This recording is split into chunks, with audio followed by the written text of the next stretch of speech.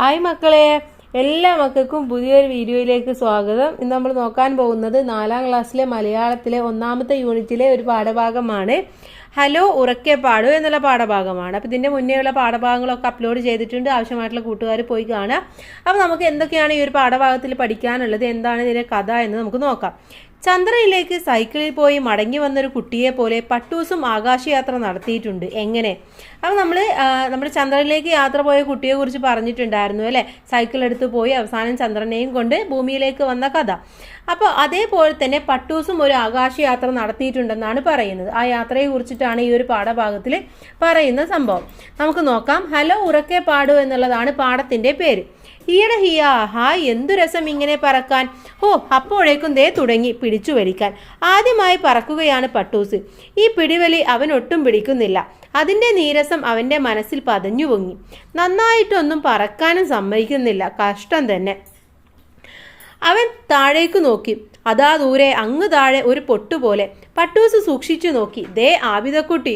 ഇവളുടെ ഒരു കാര്യം. ആബിദ, അവളാണ് പട്ടൂസിനെ ഉണ്ടാക്കിയത്.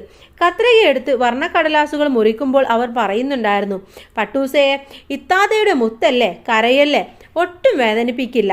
പച്ചിരുക്കിൽ വളച്ച് ഒടിക്കുമ്പോഴും അവൾ പറഞ്ഞു, കരയല്ലേ. പശ തേച്ച് ചിറകുകൾ ഒട്ടിച്ചു ചേർക്കുമ്പോൾ അവന് വല്ലാതെ ഇക്കിളിയായി. അവൻ കുതറിക്കുടഞ്ഞ് ചിരിച്ചുപോയി. പട്ടൂസയെ വല്ലാതെ മുകളിലേക്കൊന്നും പോകല്ലേ, കാറ്റടിച്ച് ജലദോഷം പിടിക്കും. രാത്രിയാകുമ്പോൾ വേഗം താഴേക്ക് വരണേ. അവൾ പട്ടൂസിനെ സാവധാനം പറത്തി തുടങ്ങി. ആകാശത്തെത്തിയപ്പോൾ കഥയാകെ മാറി. മാനത്തിനുണ്ടോ വല്ല അതിരും വരമ്പും? നീണ്ടു പരന്നങ്ങനെ കിടക്കുകയല്ലേ. പറന്നു രസിച്ചും കളിച്ചു ചിരിച്ചും നേരം പോയത് അവൻ അറിഞ്ഞതേയില്ല. കളിയുടെ ഹരത്തിൽ താഴത്തുള്ള ആബിദക്കുട്ടിയുടെ കാര്യം തന്നെ അവൻ മറന്ന മട്ടുണ്ട്. പരുന്തിനെ തോൽപ്പിക്കാനുള്ള പന്തയപ്പറക്കലിൻ്റെ ആവേശത്തിലാണ് പട്ടൂസ്. നൂൽ ഫോൺ അടിച്ചു. അതെടുത്ത് ചെവിയിൽ ചേർത്തു അവൻ. പരിഭ്രമം കലർന്ന സ്വരം. അങ്ങേ തലക്കൽ ആബിദയാണ്. ഹലോ പട്ടൂസേ, കേൾക്കുന്നില്ലേ? Hello hello. ആ കേൾക്കായി താത്ത. പറക്കുന്നതിനിടയിൽ അവൻ വിളിച്ചു പറഞ്ഞു. നീ ഇതെവിടെയാ? ഇരുട്ടാവുന്നത് കാണുന്നില്ലേ? വേഗം താഴോട്ട് വാ. അവളുടെ ശബ്ദം ഇടറി. കുറച്ചും കൂടി കഴിയട്ടെ, ഞാൻ വരാം. എന്നെ നൂലിൽ പിടിച്ചിങ്ങനെ വലിക്കല്ലേ.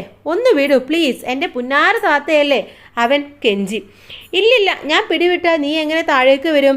അവിടെ എപ്പോഴാ തേരാപ്പാര വീശിയടിക്കുന്ന വികൃതി കാറ്റാ. അത് നിന്നെ പറത്തി വല്ല കാട്ടിലോ മേട്ടിലോ കൊണ്ടുപോയിടും. അവൾ വിടുന്ന മട്ടില്ല. ഞാൻ എങ്ങും പോവില്ല. പാരി തളരുമ്പോൾ ഉറപ്പായും തിരിച്ചു വരും. ഇത്ത ഒട്ടും പേടിക്കേണ്ട. എന്നാലും നൂല് മേലോട്ടിങ്ങനെ വലിക്കല്ലേ പട്ടൂസേ, ആപത്താണത്. നീ ഒന്ന് ബേജാറാവാണ്ടിരിക്കുക. ഞാൻ അല്പം പറന്ന് കളിച്ചിട്ട് വരാം. പറക്കുന്നതിൻ്റെ ഉന്മാദത്തിലാണ് അവൻ. പട്ടൂസേ പ്ലീസ്, ഇനിയും മേളിലോട്ട് പോകല്ലേ. ഇതിനിടയ്ക്ക് അത് സംഭവിച്ചു. ടെക്. ആബിദയുടെ നിലവിളിയിൽ ആ ശബ്ദം മുങ്ങിപ്പോയി. അയ്യോ പാവം എൻ്റെ പട്ടൂസ്, അവനിനി എങ്ങനെ താഴെ വരാനാ? നൂല് പൊട്ടിയതോടെ പട്ടൂസ് എങ്ങോട്ടെന്നില്ലാതെ പറന്നു പൊങ്ങി. ഹായ്, നല്ല രസം. ഇപ്പോഴവന് അമ്പിളിയെ കൈനീട്ടി തൊടാം. നക്ഷത്രങ്ങളോടൊപ്പം ഒളിച്ചു കളിക്കാം. അതിനിടയിൽ പട്ടൂസ് താഴേക്കൊന്ന് നോക്കി. കൂരിരുട്ട്. അവൻ പേടിച്ചു വിറച്ചു. Hello ഇത്താ, hello. പട്ടൂസ് നൂൽ ഫോൺ എടുത്ത് വിളിച്ചു.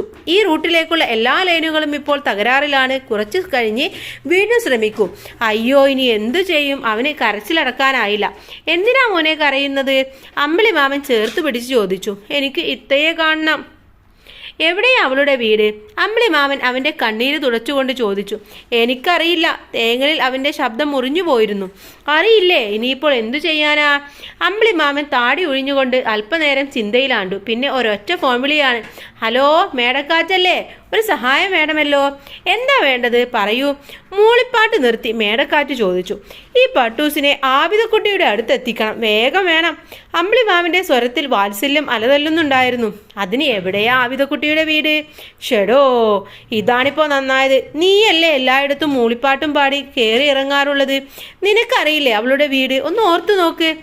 എന്തോ പിടികിട്ടിയതുപോലെ മേടക്കാറ്റ് പട്ടൂസിനെ വാരിയെടുത്ത് അവൻ്റെ തോളിലിരുത്തി സാവകാശം താഴോട്ട് പറന്നുപോയി. കുളിരേറ്റതു കൊണ്ടാവാം പട്ടൂസിന് ആശ്വാസം തോന്നി. മേടക്കാറ്റിൻ്റെ കാതിൽ അവനൊരു സ്വകാര്യം ചോദിച്ചു. എനിക്കൊരു പാട്ട് പാടിത്തരാമോ? പിന്നെന്താ? മേടക്കാറ്റ് പതിയെ ഒരു പാട്ട് മൂളി. ഒരു മണ്ണിൽ ജനിച്ചു നാം, ഒരു മഞ്ഞു പുതച്ചു നാം, ഒരു വെയിൽ നുണഞ്ഞു നാം, ഒരു ഗാനം മൂളി നാം. പല വേഷം പല ഭാഷ പല നാടുകളെന്നാലും ഒരു നൂലിൻ ചാഞ്ചാട്ടം. പല വർണ്ണ പട്ടങ്ങൾ മധുരമൂറുന്ന പാട്ട്. മഞ്ഞിന്റെ കനവ് കാറ്റിന്റെ കുളിര്. പട്ടൂസ് പതിയെ ഉറക്കത്തിലേക്ക് വഴുതി വീണു.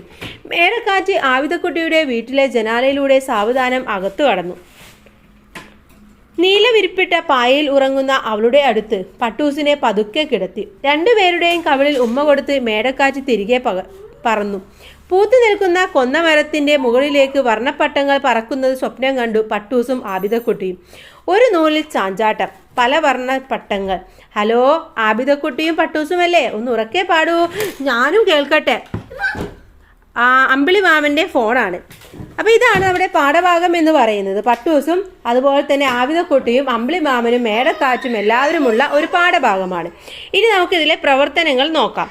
പട്ടൂസും ആബിദയും വളരെ സ്നേഹത്തിലാണ്. ഇതെങ്ങനെയാണ് കഥയിൽ നിന്ന് മനസ്സിലായത് എന്നതാണ് ആദ്യത്തെ ചോദ്യം. എങ്ങനെയാണ്? ആബിദ പട്ടൂസിനെ ഉണ്ടാക്കിയപ്പോൾ വേദനിക്കാതിരിക്കാൻ ശ്രദ്ധിച്ചു. അവനോട് സ്നേഹത്തോടെ സംസാരിച്ചു.